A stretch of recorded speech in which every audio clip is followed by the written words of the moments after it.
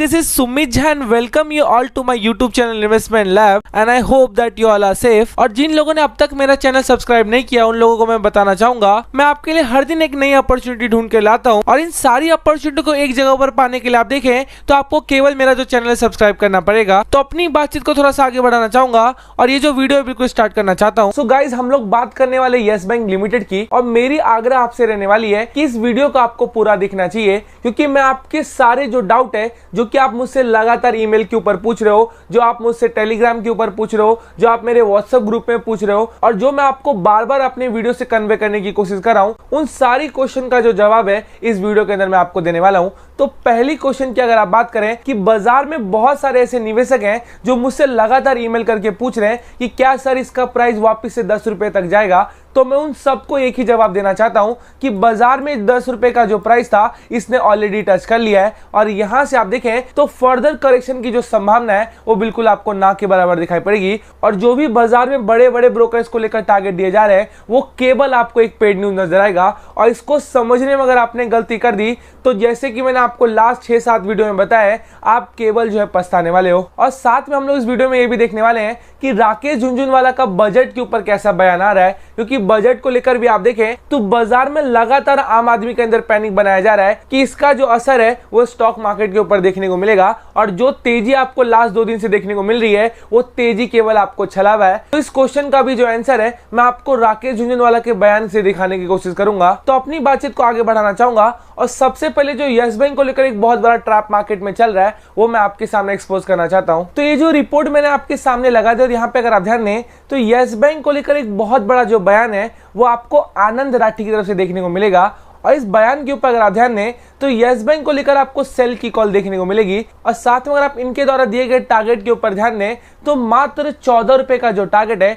यहाँ पर देखने को मिल रहा है। और यही बातें मैं आपको समझाने की कोशिश कर रहा हूं कि बाजार में अगर आप लास्ट 6 महीने पहले की बात करें तो यही आनंद राठी आपको तकरीबन 74 रुपए का जो टारगेट था वो यस बैंक को लेकर दे रहे थे और इस टारगेट से आप देखें तो मात्र 6 महीने 13 दिन का समय हुआ है। और अगर आप इस 6 महीने 13 दिन के ऊपर ध्यान दें तो बाजार में यस बैंक की जो सिचुएशन है वो आपको लास्ट 6 महीने से काफी बेहतर होती हुई दिखाई पड़ी है। और उसके बावजूद अगर आप इनके टारगेट के ऊपर ध्यान दें तो तकरीबन 60 रुपए की जो गिरावट है वो आपको प्रीवियस टारगेट से देखने को मिल रही है। और यही क्वेश्चन मैं आपसे पूछना चाहूंगा कि बाजार में ऐसा कौन सा ब्रोकर है जो कि सिचुएशन अच्छी होने के बाद भी उसके टारगेट गिराता है। और यही छोटी छोटी बातें मैं आपको समझाने की कोशिश कर रहा हूं। बाजार में आप जहां सर्च करें वहां पर यस बैंक को लेकर आपको सेल कॉल दिखाई पड़ेगी और ये जो सारी साम दाम दंड भेद चल रहा है ये केवल आपके हाथ से माल खींचने की कोशिश होती है और इसको जितना देरी से आप समझोगे मैं आपको बार बार वार्न कर रहा हूं, आप कहीं ना कहीं बिल्कुल फ्यूचर में रिग्रेट करने वाले हो। और ये जो टारगेट दिया जा रहा है इसके पीछे अगर आप बड़ा रीजन देखें,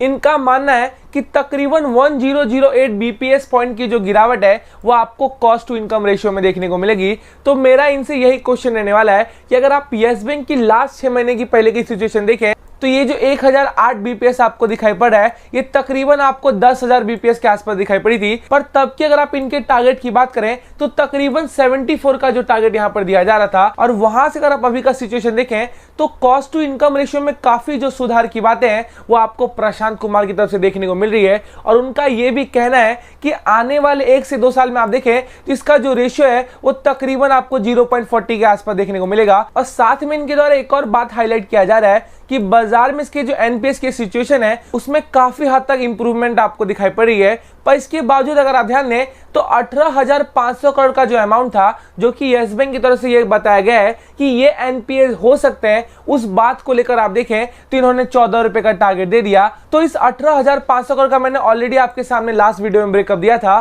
कि इस 18,500 करोड़ में आप ध्यान दें तो 8,000 करोड़ का जो अमाउंट है वो ऑलरेडी स्ट्रक्चर हो चुका है और बाकी जो 10,500 करोड़ बचते हैं उसमें अगर आप देखें और इस 10,500 में अगर आप ध्यान दें तो तकरीबन 3,500 करोड़ का जो अमाउंट है वो आपको 60 to 90 डेज के पीरियड में देखने को मिल रहा है। अगर आप प्रशांत कुमार के बयान के ऊपर ध्यान दें तो ये जो सारे पेमेंट होते हैं वो आपको हमेशा 90 डे के बाद ही होता हुआ दिखाई पड़ता है और इस कारण से उन्होंने अपने रिपोर्ट में बताया था कि ये जो अमाउंट की रिकवरी है वो आपको बिल्कुल फिक्स फिक्स नजर आती है, तो इस बात का जो पैनिक है वो यस बैंक में कम ही नजर आता है। पर इन सारी पॉजिटिव पॉइंट को आप देखें तो लगातार साइडलाइन किया जाता है और केवल छोटे से पॉइंट उठाए जाते हैं। जिस छोटे से पॉइंट में अगर आप बात करें तो 18,500 करोड़ का जो अमाउंट है, जो कि प्रशांत कुमार द्वारा कहा गया था कि ये आपको एनपीएस हो सकते हैं, उसी बात को लेकर आप ध्यान दें तो लगातार बाजार में ऐसे जो ब्रोकर हैं वो आपको सेल टारगेट देकर आपको सुर्खियां बटोरते हुए दिखाई पड़ेंगे। तो अब उस क्वेश्चन के ऊपर आना चाहूंगा जहां पर मुझसे बहुत सारे निवेशक ये पूछ रहे कि क्या इसका प्राइस आपको 10 रुपए के नीचे जाता हुआ दिखाई पड़ेगा।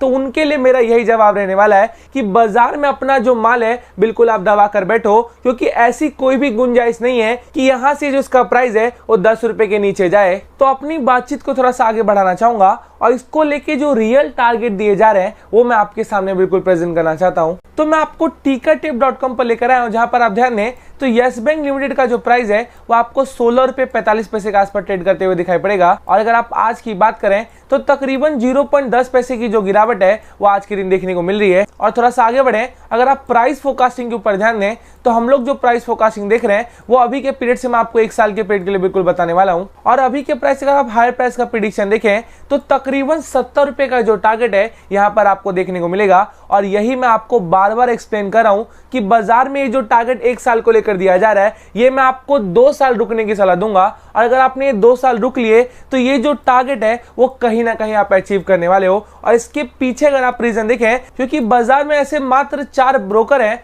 जो कि इसका सेल का कॉलिंग दे रहे हैं, पर अगर आप बाय कॉल की बात करें तो 1-2 तो छोड़िए, तकरीबन 15 एनालिस्ट की तरफ से आपको ये बयान आ रहा है कि आपको इसको बाय करना चाहिए। और अगर आप टारगेट के ऊपर ध्यान दें तो 319% की जो उछाल है उसकी बातें कही जा रही है। और इसी रीजन से मैं आपको स्टार्ट से बताते आ रहा हूं कि बाजार में बहुत सारी पॉजिटिव पॉइंट आपको यस बैंक को लेकर दिखाई पड़ती है, पर इन सारी पॉजिटिव पॉइंट को आप देखें लगातार ऑपरेटर अपने सेल कॉल से दबाया जा रहा है। और इसको समझने में अगर आपने गलती कर दी और यहाँ पे अगर आप पैनिक में आ गए तो आपके हाथ से माल जाना कहीं ना कहीं तय नजर आता है। तो अपनी बातचीत को थोड़ा सा आगे बढ़ाना चाहूंगा और राकेश झुनझुनवाला की तरफ से जो बजट के ऊपर बड़ा बयान आ रहा है मैं आपके सामने प्रेजेंट करना चाहता हूं। तो ये जो रिपोर्ट मैंने आपके सामने लगाया था, यहाँ पे अगर आप ध्यान दें तो आपको राकेश झुनझुनवाला का नाम बिल्कुल देखने को मिलेगा। अगर आप इनकी बात करें तो ये आपको भारत के सबसे बड़े इन्वेस्टर नजर आते हैं। और जब इनकी तरफ से कोई बयान मार्केट के अंदर आती है तो उसके ऊपर आप देखें तो हमेशा रिटेलर का जो भरोसा है वो कहीं ज्यादा देखने को मिलता है। और इनके द्वारा अगर आप लेटेस्ट बयान के ऊपर ध्यान दें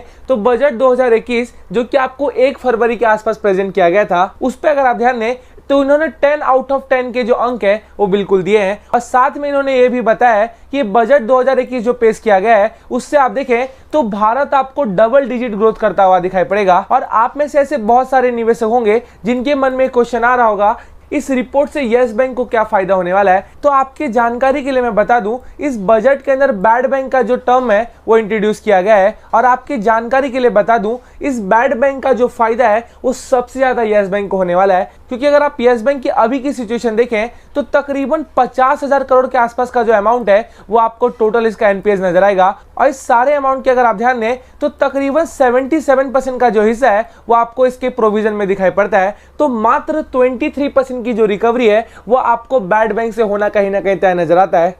और इसी कारण से मैंने आपको परसों के वीडियो में बताया था कि बाजार में जो बजट है वो बिल्कुल यस बैंक के लिए संजीवनी बूटी का काम करेगा। और थोड़ा सा आगे बढ़े और इस रिपोर्ट को अगर आगे ध्यान दें तो आपके मन से जो अदर डाउट है जो कि आपके मन में फैलाया जा रहा है कि बाजार में इस बजट के कारण आप देखें तो बड़ी गिरावट आपको देखने को मिल सकती है, तो उस बयान के विपरीत आप देखें तो राकेश झुनझुनवाला का बयान आपको देखने को मिल रहा है। और उनका यह कहना है कि बाजार में इस बजट का जो फायदा है वो भयंकर तेजी के आसार लाएगा। और इसी कारण से मैंने आपको स्टार्ट से बताया था कि बाजार में ऐसे बहुत सारे ब्रोकर होते हैं जो कि सुर्खियों के लिए आपको सेल कॉल देते हुए दिखाई पड़ते हैं। और इन बातों को अगर आपने इग्नोर कर दिया, अगर आपने आने वाले 1 से 2 साल तक इसका माल दबाकर बैठ गए तो एक अच्छा जो मुनाफा है वो बिल्कुल आप फ्यूचर में कमा पाओगे। तो अपनी बातचीत को यहीं पे वाइंड अप करना चाहूंगा। आपको अच्छा लगे तो प्लीज लाइक करके इनकरेज करें। Thank you.